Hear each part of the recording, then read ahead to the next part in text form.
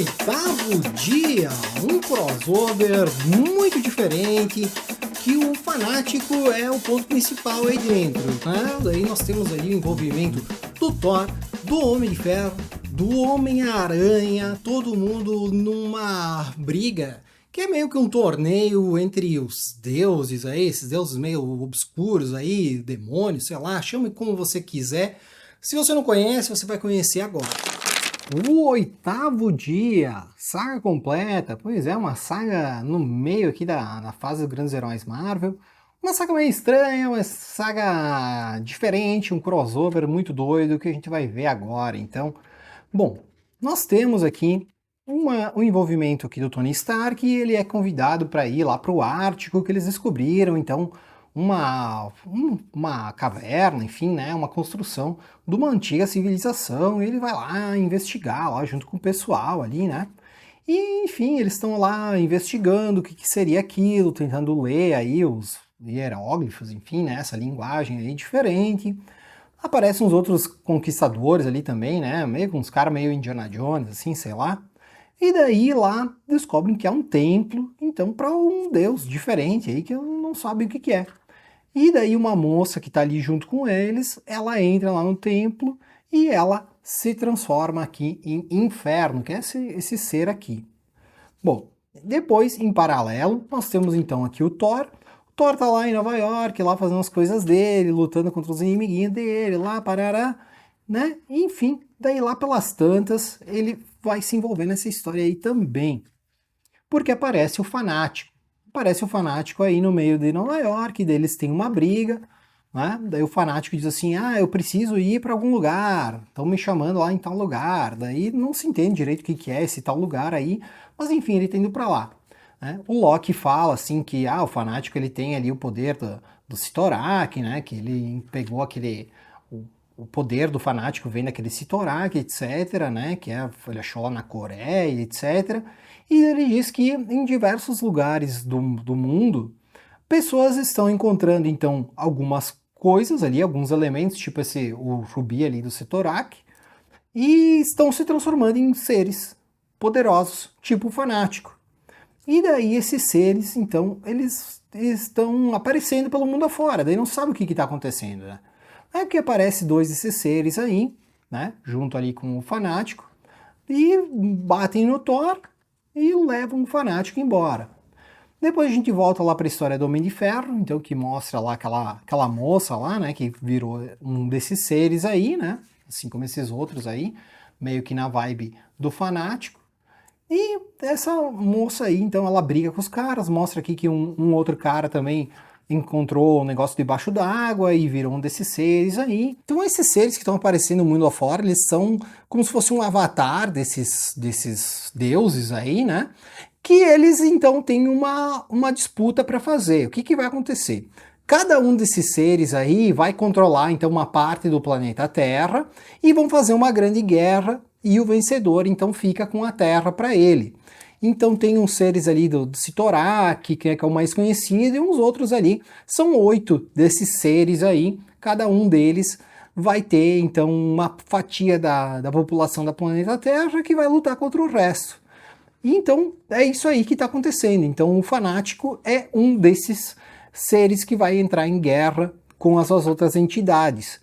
Daí vai mostrar todas essas entidades aí, e vai mostrar então a batalha entre eles. Aí por isso que o Thor ali, o Homem de Ferro, então se envolvem. Inclusive se envolve o Homem-Aranha. O Homem-Aranha está ali em Nova York e ele descobre uma máquina debaixo ali de Nova York que tem um pessoal ali, né, que estão fazendo. É essa máquina aqui que vai fazer então esse controle mental aí, né, que eu falei que vai dominar ali as populações. Então tá todos os seres ali unidos, o Homem-Aranha tenta fazer alguma coisa, mas não consegue, né? Porque os caras são extremamente poderosos, ele busca a ajuda dos Vingadores e daí ele então se une ao Homem de Ferro e o Thor. Mas não somente isso. Quando que ele vê que tem o Fanático envolvido, ele chama o Professor Xavier para ajudar. Que ele diz assim, tu tem mais experiência com o Fanático, a gente tem que descobrir o que está acontecendo. Então eles vão lutar contra esses seres aí para impedir que eles façam esse controle mundial. Né? Claro, eles estão apanhando porque esses seres são extremamente poderosos, e daí por fim tem o capítulo do próprio Fanático. Mostra então que ele tá envolvido nisso aí, só que assim, ele não tá meio que respondendo, ele tá meio que ali no modo automático, não tá falando nada, enfim, tá só ali respirando. Por isso, por que que tá acontecendo isso?